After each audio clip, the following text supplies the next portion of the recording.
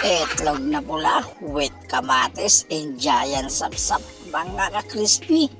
Kain tayo pero bago yan biyakin muna natin ang ating itlog na pula. Huwag lang yung itlog nating sarili dahil tayo mababaong mga ka-crispy. Ayan mga ka-crispy, dati tatlo kami. Ngayon naging isa na lang ako mga ka-crispy. Ano kayang nangyayari? Ayan, giant sapsap. What? Kita nyo naman siguro mga ka-crispy, tinaas ko. Tara mga ka-crispy, kain tayo. Napakasarap na ito mga ka-crispy. Kahit nag-iisa lang tayo, basta nandito sa kubo, masaya pa rin to mga ka-crispy. Pero ngayon nag-iisa lang ako mga ka-crispy, dahan-dahan lang ang kain ko, simpleng kain lang. Kasi wala namang kalaban, walang kaagawan mga ka-crispy.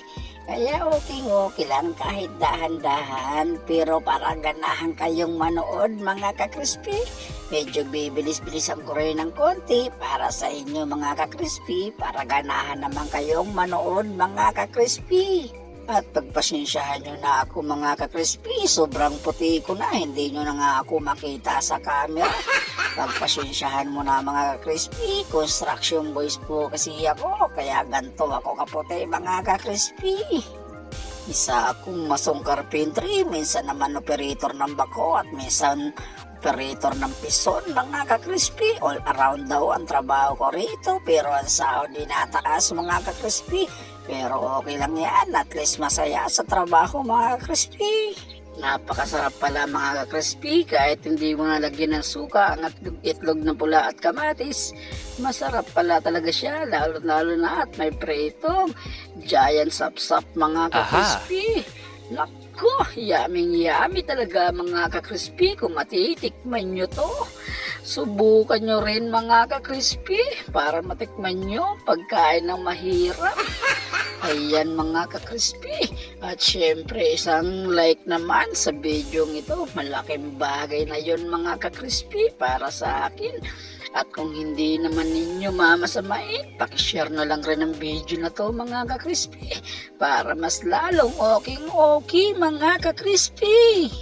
Yun, maraming salamat po mga ka-crispy. Pero baka sa susunod na araw mga ka-crispy, papasok na yung dalawa kong kasama. Tatlo na uli kaming mag-aagawan sa pagkain.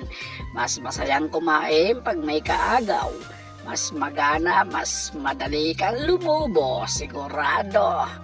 2027, tsak, baboy na naman ako. Okay lang maging baboy, at least walang ginagawang masama.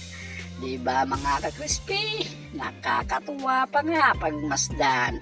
Maraming batang naiinggit, napapasabay, napapalakas ng pagkain. Diba mga ka-crispy?